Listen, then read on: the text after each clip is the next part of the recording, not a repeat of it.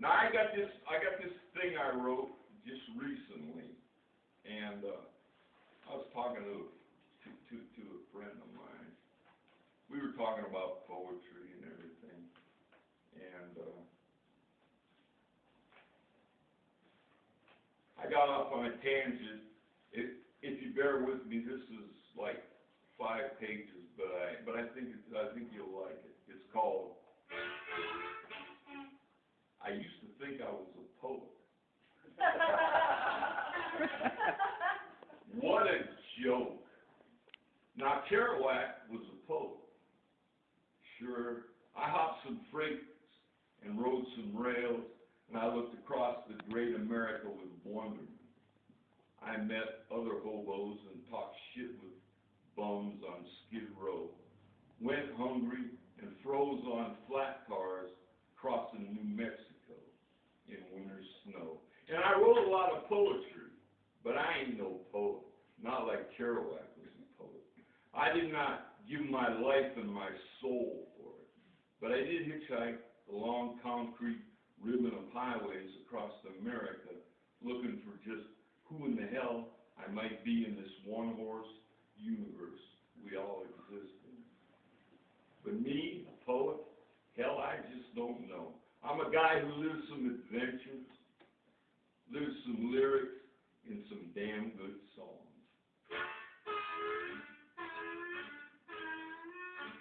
And wrote about what I saw through these 2 eyes. And had some damn good fun doing it. Kerouac, he was a poet. He gave his life for it. He sold his soul for it. I traded my pain for it, but he bled for it. I can't judge myself by Jack Kerouac. I'm just a guy who lusted for life, who lusted to live, to know, to understand. Yet it got me nothing but the blues. But the blues was enough to make me feel, and feeling was enough to know you were alive. And I was alive, and I lived my life, yet it got me nothing but some righteousness that you can't get in college. I love poetry, and I love to write, and I love the blues. But the blues is trouble. It gets you down, then it keeps you down. And the only way to get back up is to be that much tougher than the blues. That's what I had to be, tougher than the blues to survive. The blues damn near beat me. These blues were more than just a song. They were evil. They had me by the balls. Yet I overcome the blues by learning to live within the moment.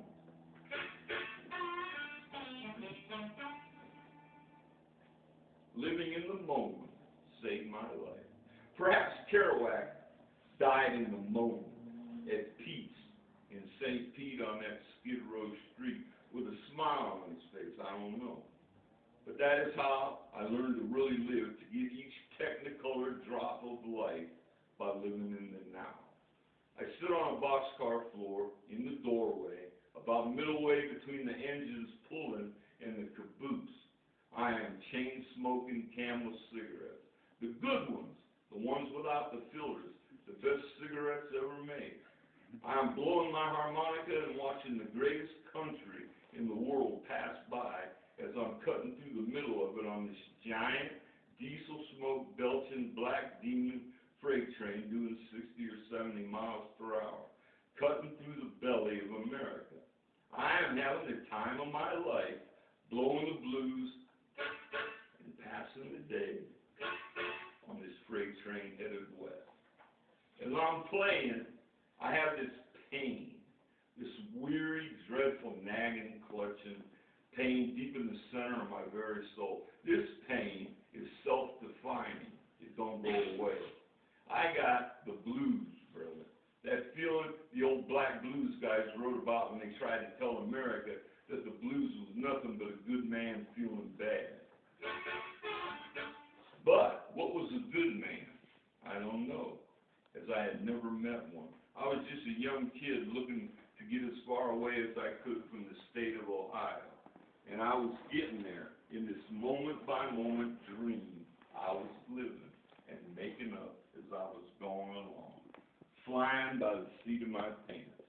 I'd smoke, I'd play, I'd jot down rhyming notes of poetry in my black book I kept with me, and I'd read. I read a lot, mostly the Bible, because it was the only book I carried with me on the train.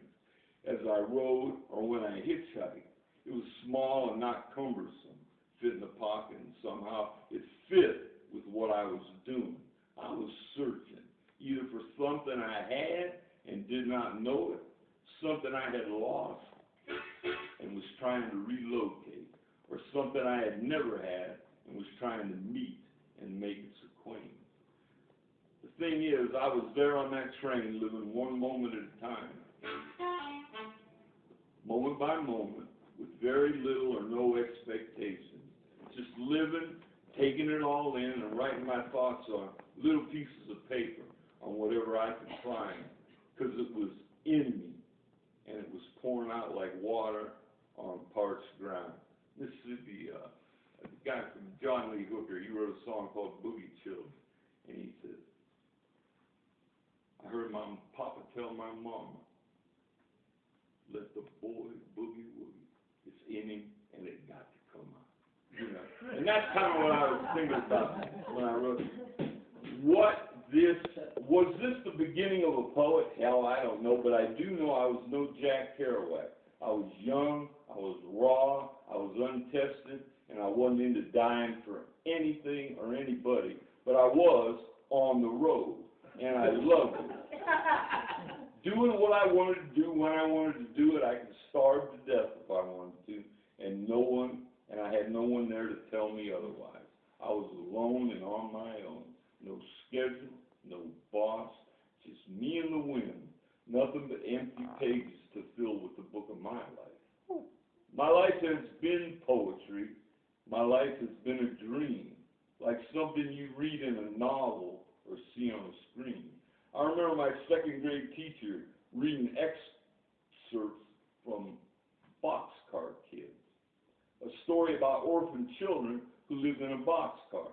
And my grandfather used to tell me tales of traveling and hobos he'd met in his years of traveling after he came to America from Europe. He'd walk with me down train tracks and under bridges where hobos gathered in my hometown of Canton, Ohio. He'd introduce me to these rough-talking, rough-living men who he seemed to know not by their first names, but by their traveling nicknames.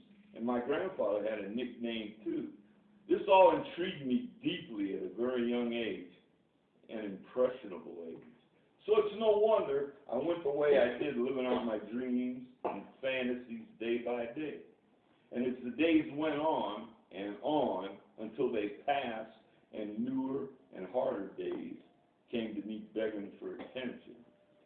The times came and passed of raising kids and paying bills and working days away without a memory of them, but the pain, the same deep pain, was still there. And deep in my soul, I was still that hobo, that poet with dreams to fulfill. So that's me, only older, gray, fat, and crippled up with pain. Pain that just seems to hang around and nag the hell out of you, no matter what season of life you're in. I have become accustomed to pain, befriended pain, and come to understand the necessity of pain. Without pain, I would never have come from where I've been. Pain with many faces was a tool God used in the process of setting me free from fear, anger, and bitterness, and bringing me to the tangible kingdom of now. Now, where the flower of wisdom opens to me daily. Now, all I know is that it happened. I am here now, and I want to stay.